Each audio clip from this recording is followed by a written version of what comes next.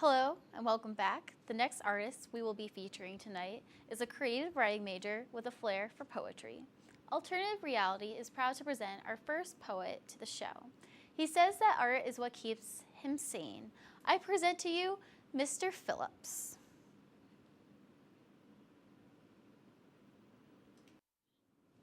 How's everybody doing tonight? Mr. Phillips, I'd like to say a bit of poetry for you. His first piece is called Cosmopolitan Gal.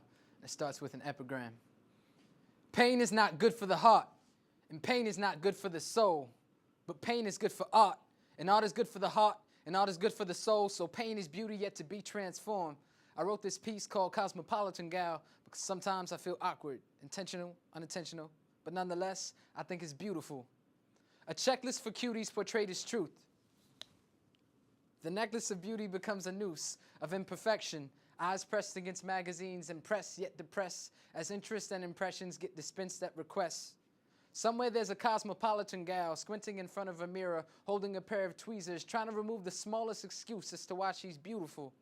Somewhere there's a cosmopolitan gal bent over a garbage, pale, clutching her stomach because no one has ever touched her heart, feeding insecurities, regurgitating impossible standards of beauty. Somewhere there's a cosmopolitan gal sheepishly counting backwards from 10, 9, 8, 7. Before a surgeon slices her skin, shoving silicone into her chest so that she can have breasts and feel like a real woman. Give people something to pay attention to other than that pesky personality. Truthfully, it's not that hard being perfect. I just wish that it would cost less. Going to the spa, to the salon, and then the therapist. I don't care if it's something I want, just so long as it's something you want, it warrants a lack in me. Inconsistent image of self mixed with apathy. I see what's in vogue, do what I'm told, and imitate fashionably. If it's cool, then cool. So rationally, that's the way it has to be.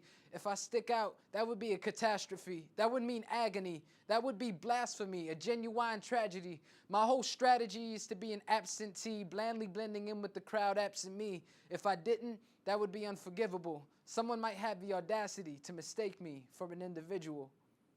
This next poem, I'm going to read off a piece of paper because it's very, very fresh out of the oven. But it's the perfect companion, I feel, to Cosmopolitan Gal. It's called Manly Man. That one was for the ladies. This one is more for the gentlemen.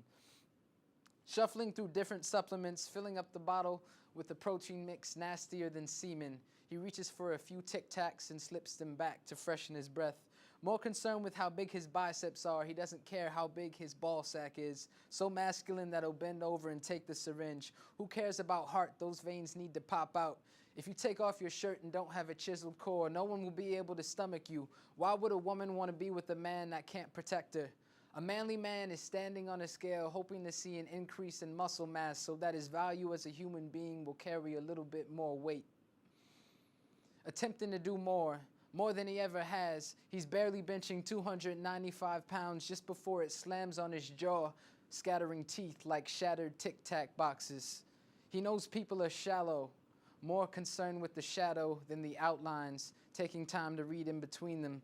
People settle for playing in intellectual puddles instead of immersing themselves in a personality and swimming.